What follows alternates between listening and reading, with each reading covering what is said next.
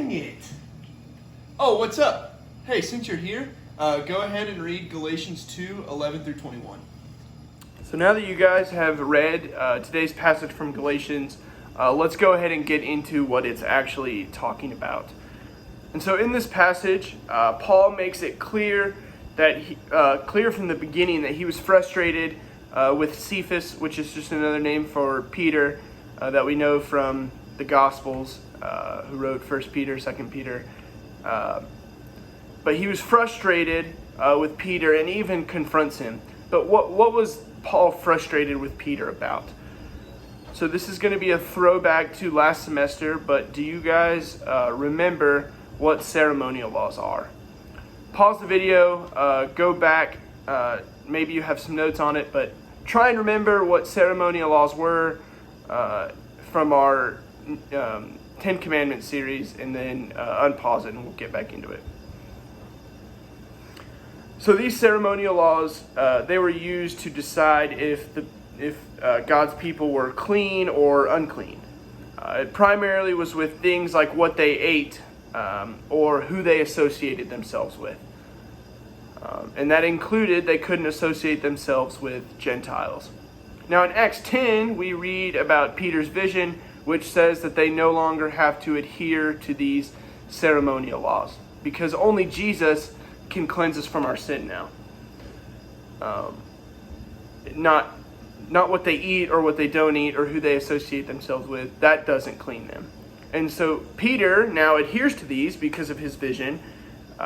And so he, as Paul says, he basically lives as a Gentile. He benefits from not having to follow these rules. Until some guys from James come, and now all of a sudden he separates himself and sits with other Jewish people and starts to kind of act like he's better than a lot of the Gentile Christians. And a lot of other Jewish Christians did this as well. And so Paul doesn't like what Peter's doing. Peter's acting very hypocritical because he would get to eat with the Gentiles. He would get to follow the Gentile rules. But as soon as these Jewish Christians come, he expects the Gentile Christians to follow the Jewish law, the Jewish laws that they had to follow.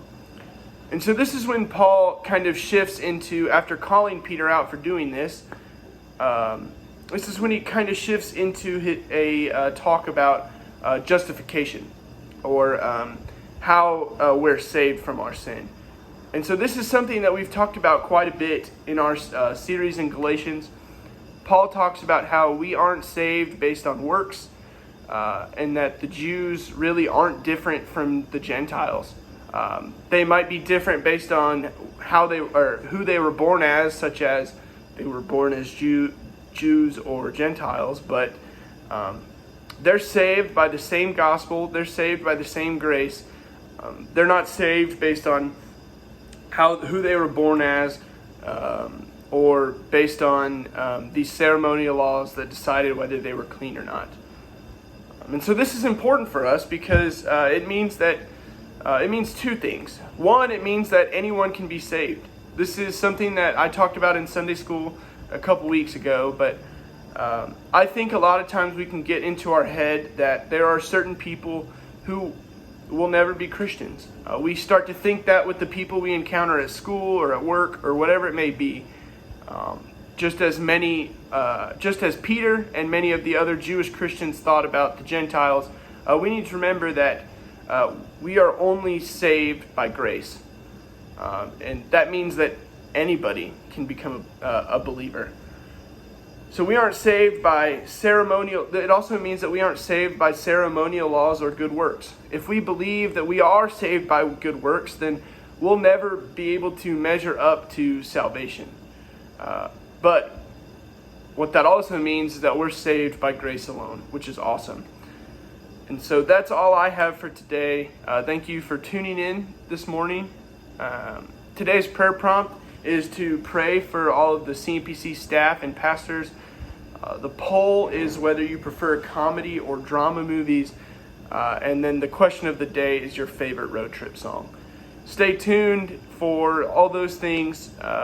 Follow along on Instagram, Facebook, and YouTube. Thanks again, guys.